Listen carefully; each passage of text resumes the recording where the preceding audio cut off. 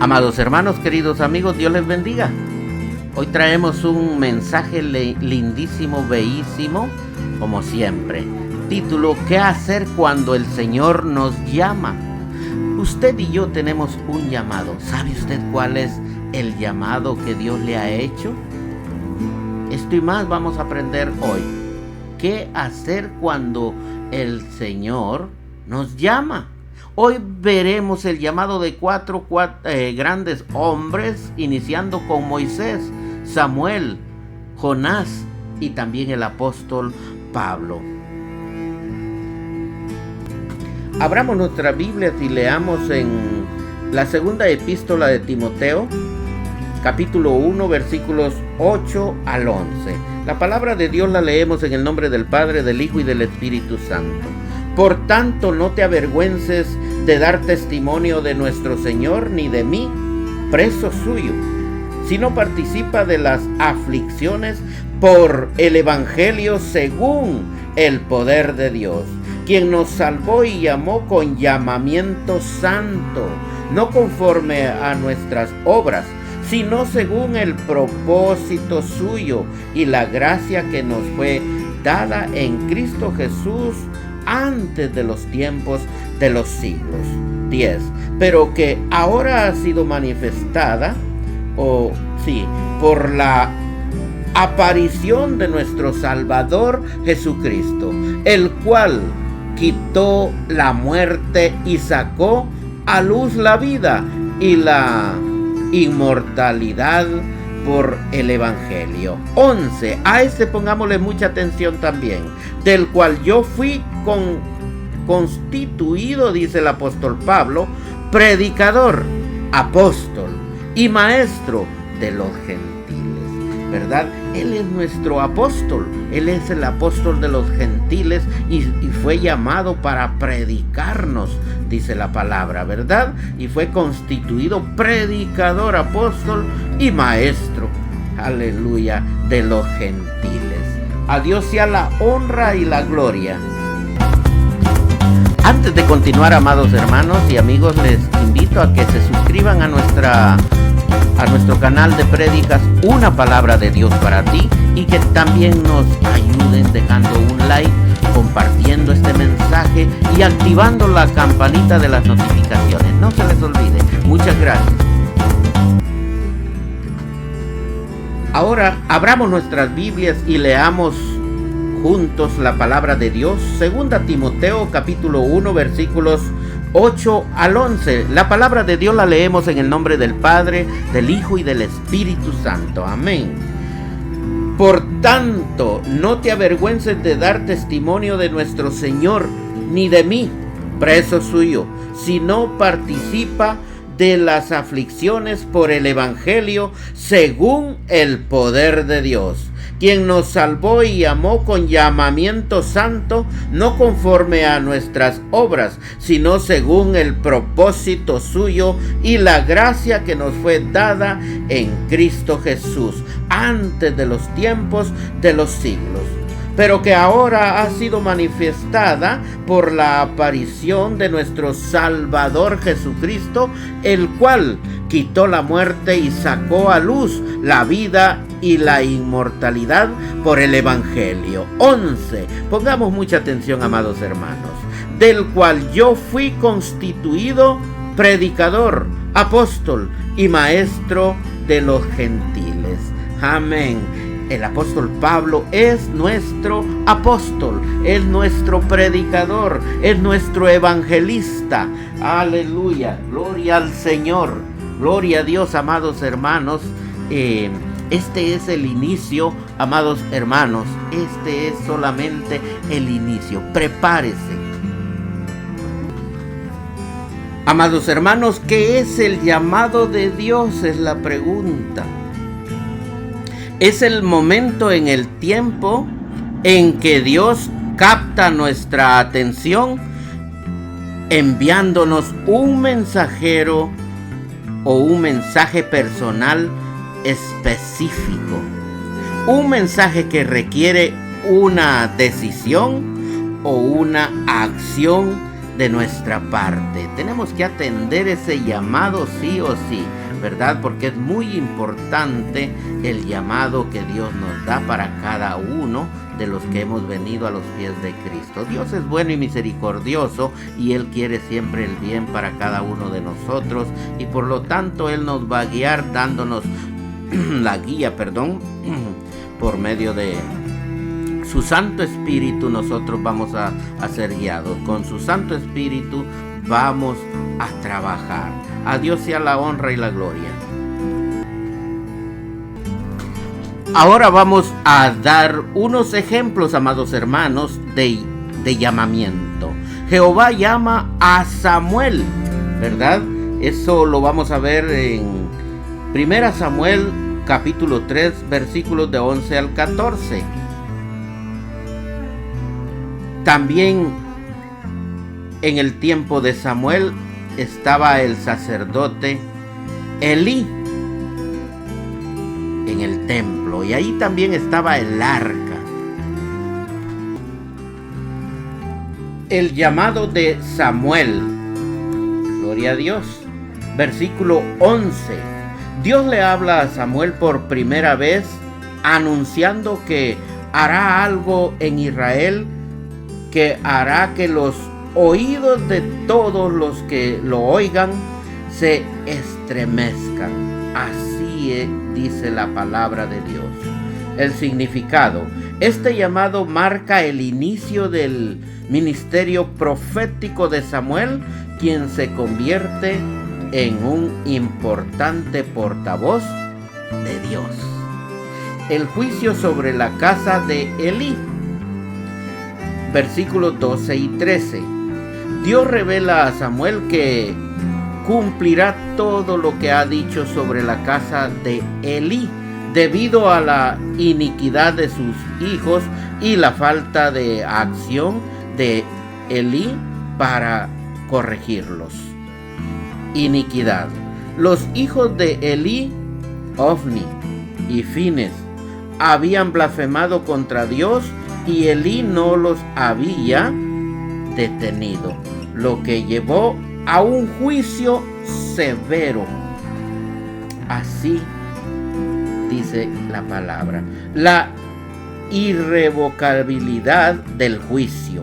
Versículo 14. Dios declara que la iniquidad de la casa de Elí no será expiada jamás, ni con sacrificios, ni con ofrendas. Impacto. Este juicio irrevocable subraya la gravedad del pecado y la importancia de la obediencia y la justicia en el liderazgo espiritual, amado hermano.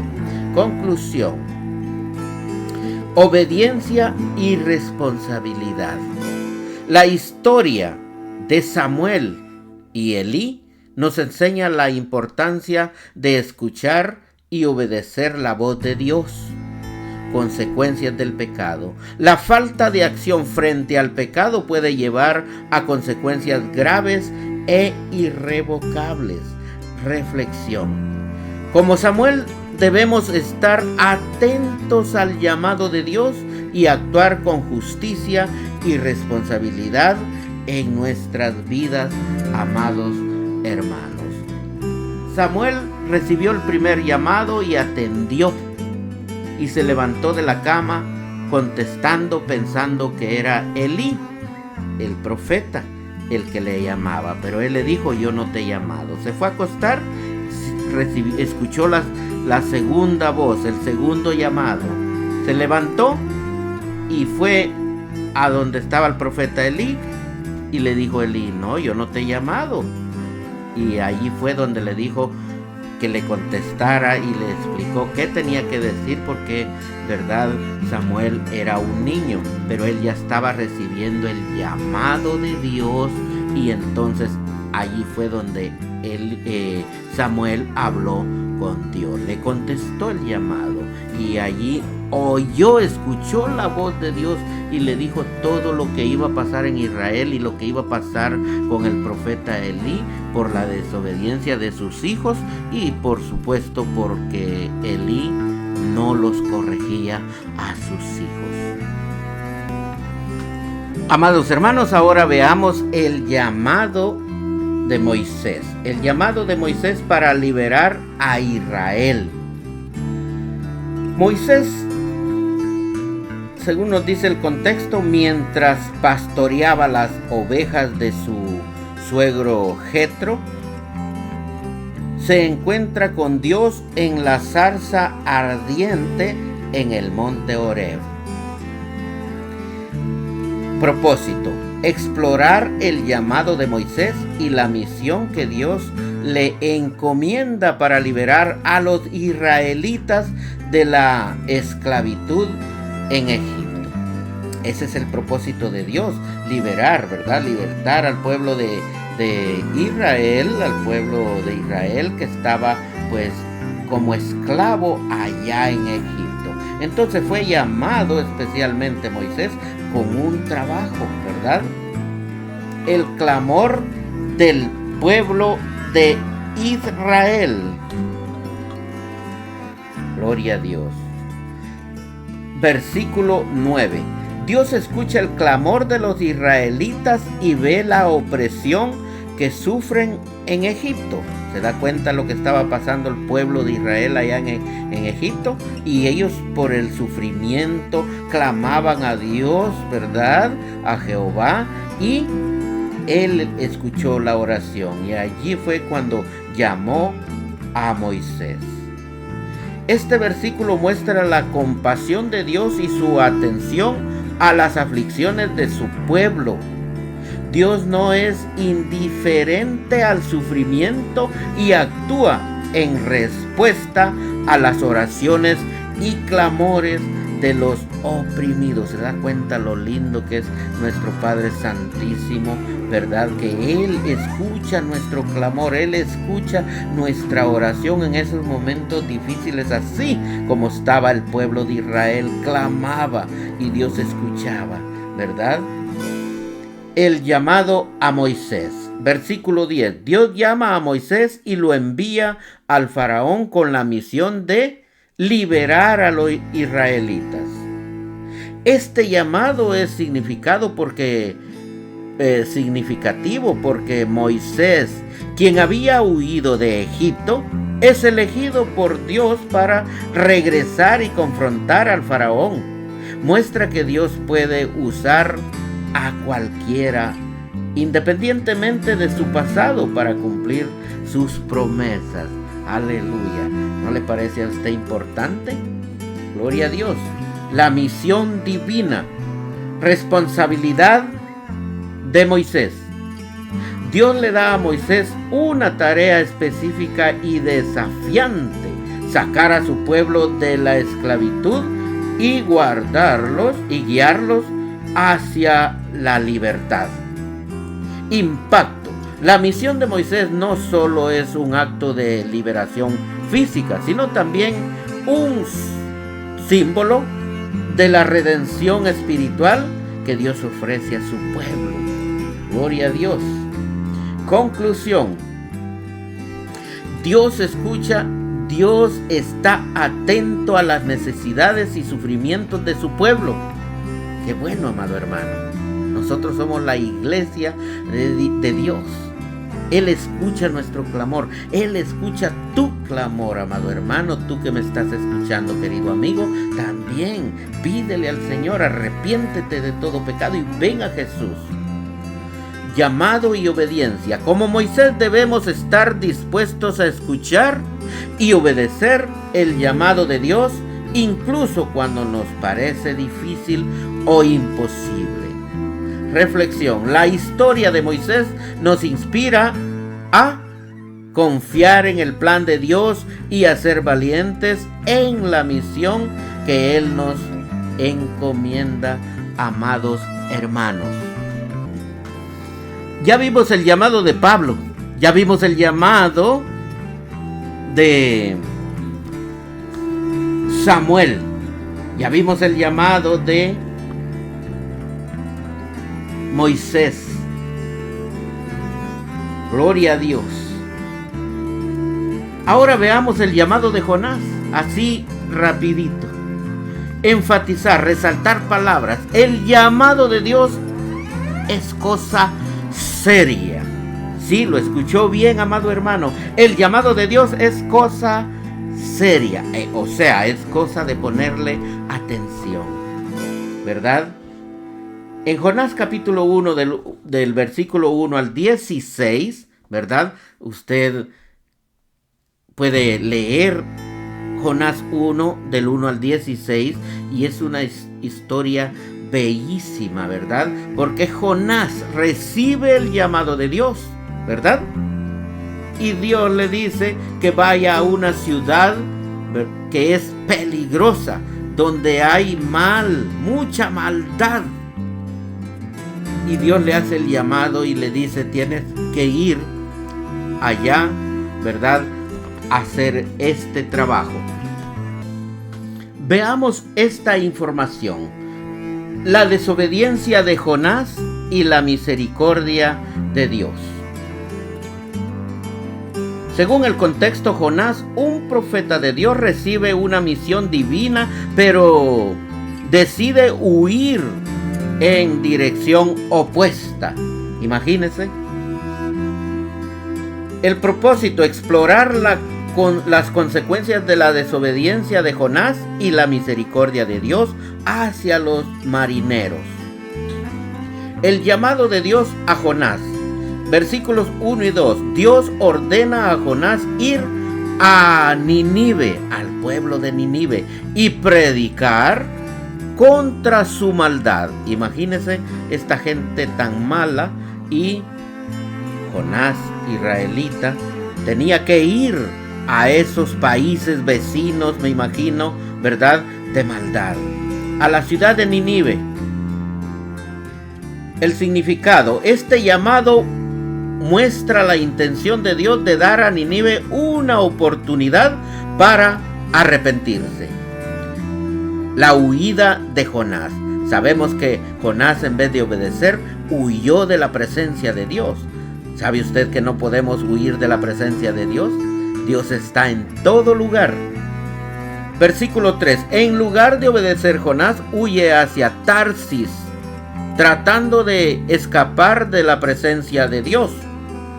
Significado: la desobediencia de Jonás refleja su temor y prejuicio contra los ninivitas y su falta de confianza en el plan de Dios.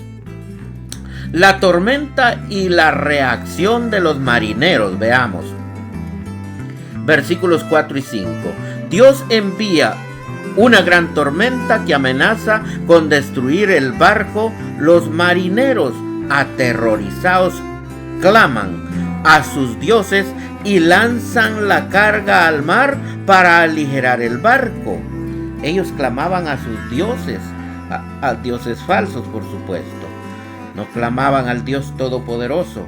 Significado: la tormenta, simboliza las consecuencias de la desobediencia de Jonás, afectando no solo a él, sino también a los inocentes marineros. La confesión de Jonás, versículos 6 y 10. Los marineros descubren que Jonás es el culpable y él confiesa que está huyendo de Dios. Significado: Jonás conoce su culpa y la soberbia de Dios, lo que lleva a los marineros a temer y respetar al Dios de Israel. Aleluya. El sacrificio de Jonás. Versículo 11 y 16. Veamos qué hicieron los marineros con Jonás, ¿verdad? Porque él era el culpable de esa gran tormenta que Dios le puso allí al barco. Jonás le dice a los marineros que lo lancen al mar para calmar la tormenta. A regañadientes los marineros lo hacen y la tormenta se detiene. ¿Se da cuenta? Gloria a Dios. Significado: este acto muestra la disposición de Jonás a aceptar las consecuencias de su desobediencia y la misericordia de Dios al salvar a los marineros. Conclusión: obediencia a Dios, amados hermanos. La historia de Jonás nos enseña la importancia de obedecer el llamado de Dios, incluso cuando es difícil. Imagínense que él le dijo a estos hombres: tírenme, arrójenme al mar. Y el mar estaba, pues había una gran tormenta, imagínense, ¿verdad? Impacto de nuestras asociaciones.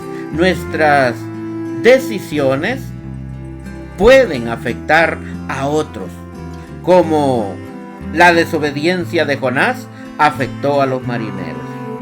Misericordia de Dios. A pesar de la desobediencia de Jonás, Dios muestra misericordia tanto a él como a los marineros.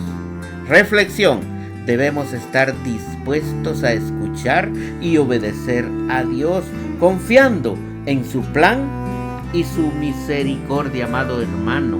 Él tiene un llamado para usted y para mí, como lo dijimos, ¿verdad? Solo tenemos que poner atención, escuchar, ¿verdad? Poner el oído, escuchar a Dios. ¿Qué es lo que quiere Él para con nosotros? Pero por supuesto tenemos que leer la palabra de Dios.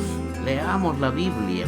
Allí está escrito qué es lo que tenemos que hacer usted y yo. Ahora, amado hermano, querido amigo, déjenme contarle un poquito de mi testimonio. ¿Cómo fue mi llamado? Pues mi llamado fue en la cárcel. Primeramente, cuando estaba afuera, yo tenía la adicción de alcoholismo, drogas. Había gente que me hablaba de Dios. Había gente que me paraban en la calle y me hablaban de la palabra de Dios, pero yo no puse atención. No les escuché, no escuché a Dios. Y hasta que llegué a la cárcel, entonces me acordé que me habían hablado de un Dios todopoderoso y le dije a Él: ayúdame. Le pedí ayuda, ¿verdad? Y por supuesto Él me ayudó y me sigue ayudando, amados hermanos, porque toda adicción se fue en el nombre de Jesús. Toda adicción se va, toda enfermedad se va en el nombre de Jesús. Toda aflicción se va en el nombre de Jesús. Todo eso que te acecha en el nombre de Jesús se va, porque Dios es todopoderoso. Dios tiene un llamado para cada uno y todo es para bien, nunca es para mal.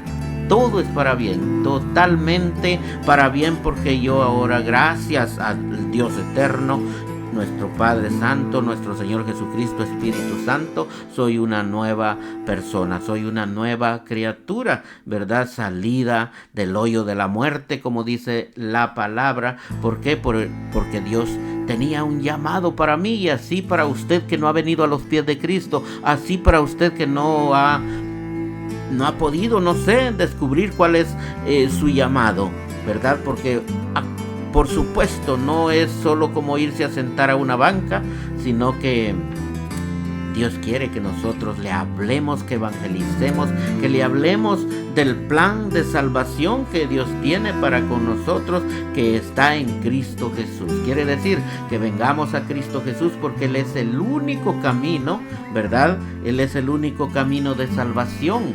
Usted puede tomar un camino y luego salirse por veredas, pero no, siga en el camino recto que es Cristo. Él es nuestro Salvador, ¿verdad? Y siempre en oración, clamando, pidiéndole ayuda para seguir adelante.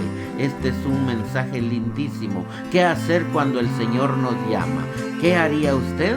Pues yo le invito a que al recibir el llamado, si no lo ha hecho, venga a los pies de Cristo, acepte a nuestro Señor Jesucristo como su único Señor y Salvador, y Él le ayudará en esa situación que usted tiene. Hay personas, hay hogares que como dice el dicho, parecen perros y gatos, ¿verdad? Porque allí hay un espíritu de separación, espíritu de división, que solamente nuestro Señor Jesucristo puede echarlo fuera. Usted venga a los pies de Cristo y pida por su pareja, háblele a Dios por su hogar, por sus hijos, por su madre, por su padre, por toda la familia, por los vecinos, por los amigos, ¿verdad? Y Dios nos escucha. Dios escucha su oración.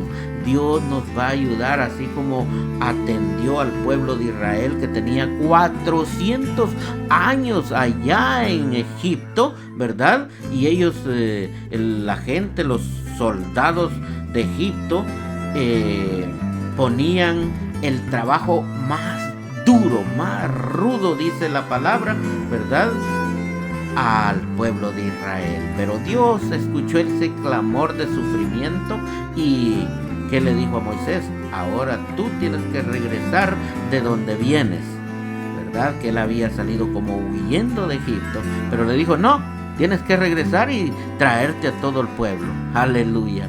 Dios es bueno y misericordioso y Él sabe a quién va a mandar, y al que va a mandar lo va a equipar. El llamado no es simplemente ve, Él lo equipa, nuestro Dios.